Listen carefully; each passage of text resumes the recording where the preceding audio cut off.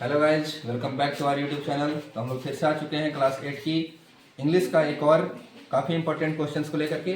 तो चलिए हम लोग उस क्वेश्चन को देखते हैं। आप हमारे चैनल को सब्सक्राइब कीजिए ताकि हम और भी इस तरीके के वीडियो को बना सकें। तो चलिए हम लोग स्टार्ट करते हैं। क्वेश्चन नंबर नेक्स्ट है हमारा। आज का जो हमारा क्वेश्चन है वो अब हम लोग लिटरेचर सेक्शन में आ चुके हैं। Read the following state.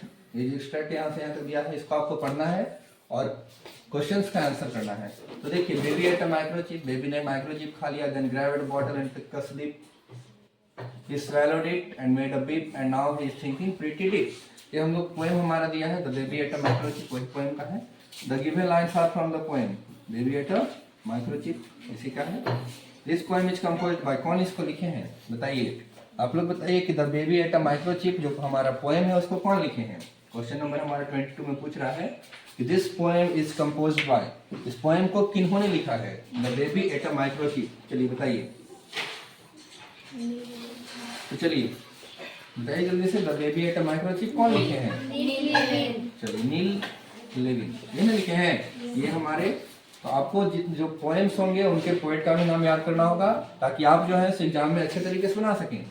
What did the baby eat, baby क्या खा लिया, माइक्रोचिप। फर्स्ट लाइन में ही था the baby ate a microchip.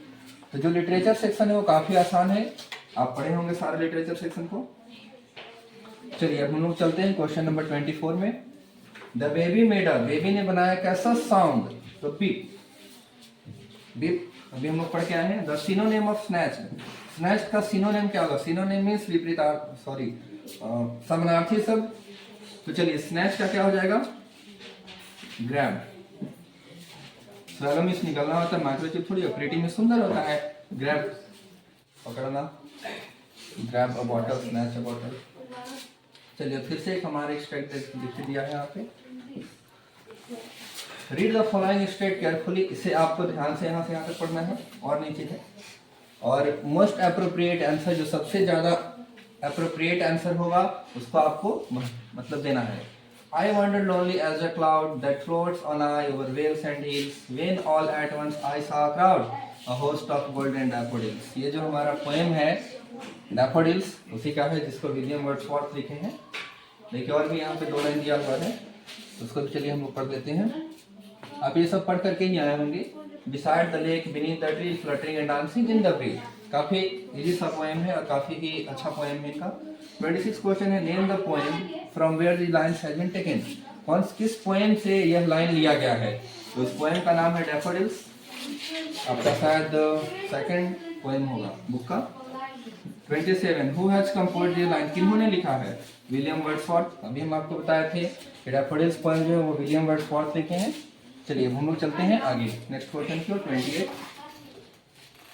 तो 28 नंबर हमारा देखिए क्वेश्चन क्या कहता है कि the poet is wandering lonely as a cloud. First line में दिया था यस और no, I wandered lonely as a cloud, मैं क्लाउड की तरह वॉन्डर कर रहा था, भटक रहा था। तो पोएट वॉन्डर कर रहे हैं अकेले, किसके जैसे, क्लाउड के जैसे। 29 द डैफोडिल्स वेयर, डैफोडिल्स क्या कर रहे थे। तो daffodils fluttering and dancing, the daffodils were fluttering and dancing in the breeze, ये दिया हुआ था। लास्ट चलिए यहाँ 30 नंबर क्वेश्चन हम लोग चलते हैं। तो देखिए 30 में हमारा बोलता है द सिनोनिम, सिनोनिम फिर वही आ गया समानार्थी शब्द ऑफ फ्लाइंग, उड़ना का क्या हो सकता है। उड़ना का बी साइड तो बगल में होता है, ये नहीं होगा। वॉन्डरिंग में भटकना, ये भी नहीं होगा। बीनीथ मीन्स नीचे, ये भी नहीं होगा। तो ये हो गया फ्लटरिंग, फ्लटर कर रहे थे। चलिए